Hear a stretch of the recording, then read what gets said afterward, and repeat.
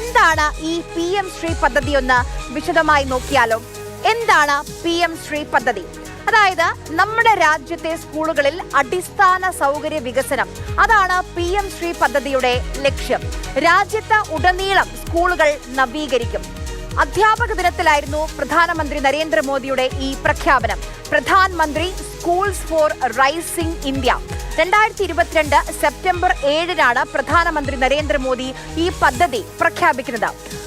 രാജ്യത്തെ 14,500 സ്കൂളുകളാണ് ഈ പദ്ധതിയുടെ ഭാഗമാകുന്നത്. 2020 ദേശീയ വിദ്യാഭ്യാസ നയത്തോട് ചേർന്ന് നിൽക്കുന്ന തരത്തിലായിരിക്കും ഈ സ്കൂളുകളുടെ പുനരുദ്ധാരണം വരിക. അതായത് മാതൃകാ സ്ഥാപനങ്ങളാക്കി ഉയർത്തും എന്നുള്ളതാണ് കേന്ദ്ര സർക്കാർ മുന്നോട്ട് വയ്ക്കുന്ന നിർദ്ദേശം. കേന്ദ്രീയ വിദ്യാലയങ്ങൾ, നവോദയ സ്കൂളുകൾ, സംസ്ഥാന സർക്കാരിന്റെ സ്കൂളുകൾ ഇതെല്ലാം ഇതിന്റെ ഭാഗമാക്കും. ഈ ദേശീയ വിദ്യാഭ്യാസ നയത്തിന്റെ പരീക്ഷണശാലകളായി സ്കൂളുകൾ മാറും എന്നുള്ളൊരു വിമർശനവും അല്ലെങ്കിൽ ഒരു ആശങ്കയുമുണ്ട്.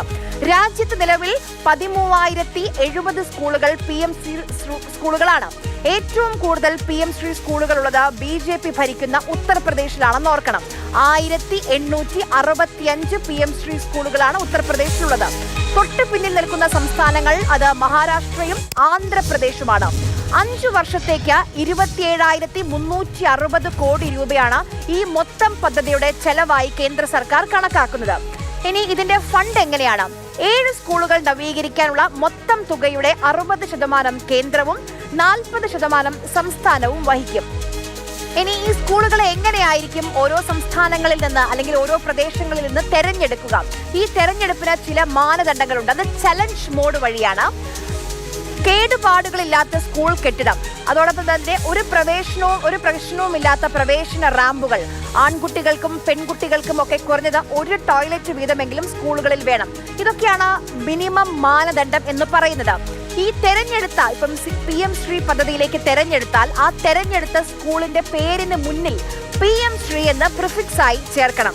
അതൊരു പ്രശ്നമായി കണക്കാക്കുന്നുണ്ട്. അതോടൊപ്പം തന്നെ ഇനി എന്തൊക്കെ മാറ്റങ്ങളാണ് ഉണ്ടാവുക എന്നുള്ളതാണ്. നോക്കൂ, കായികം, കല, ശാസ്ത്രം ഈ വിഷയങ്ങളിൽ പ്രത്യേക ശ്രദ്ധയാണ് പ്രധാനപ്പെട്ട ഒരു വാഗ്ദാനമായി മുന്നോട്ട് വരുന്നത്. കായിക രംഗത്തേക്ക് വന്നാൽ മെച്ചപ്പെട്ട സൗകര്യങ്ങൾ, അതായത് ഗ്രൗണ്ട്, അടിസ്ഥാന സൗകര്യ വികസനം, അങ്ങനെ മെച്ചപ്പെട്ട കാര്യങ്ങൾ ഉണ്ടാകും. ശാസ്ത്ര മേഖലയിൽ നൈപുണ്യം, സയൻസ് സർക്കിൾ, ഗണിത സർക്കിൾ, അതോടൊപ്പം തന്നെ കൃഷിയെ പ്രോത്സാഹിപ്പിക്കാൻ പ്രത്യേക പഠന രീതിയൊക്കെ, ഹരിത വിദ്യാലയം, പരിസ്ഥിതി ജലസംരക്ഷണം, അങ്ങനെ പല തരത്തിലുള്ള ആശയങ്ങളാണ് മുന്നോട്ട് വെച്ചിട്ടുള്ളത്. ഇനി വിമർശനങ്ങളിലേക്ക് വന്നാൽ RSS അജണ്ട എന്നുള്ളതാണ് ഏറ്റവും പ്രധാനപ്പെട്ട വിമർശനമായി നമ്മുടെ മുന്നിലുള്ളത്. RSSന്റെ വീക്ഷണത്തിലുള്ള ദേശീയതാ സങ്കല്പങ്ങൾ അടിച്ചേൽപ്പിക്കാനുള്ളൊരു ശ്രമം അത് ഉണ്ടാകുമെന്നുള്ളതാണ് ഏറ്റവും വലിയ വിമർശനമായി ഉയരുന്നത്. അതോടൊപ്പം തന്നെ ഏകപക്ഷീയമായ ചരിത്രാഖ്യാനവും ഒരു പ്രതിസന്ധിയാണ്. പക്ഷെ കേരളം ഇപ്പോൾ പറയുന്ന കാര്യം എന്താണ്? അത് പദ്ധതിയുടെ വിഹിതം അത് നഷ്ടമാകരുതെന്ന് പറഞ്ഞാണ് ഇപ്പോൾ കേരളം ഈ പദ്ധതിയിൽ ഒപ്പിടാൻ അല്ലെങ്കിൽ ഈ പദ്ധതിയുടെ ഭാഗമാകാൻ ഇപ്പോൾ തീരുമാനിച്ചിരിക്കുന്നത്.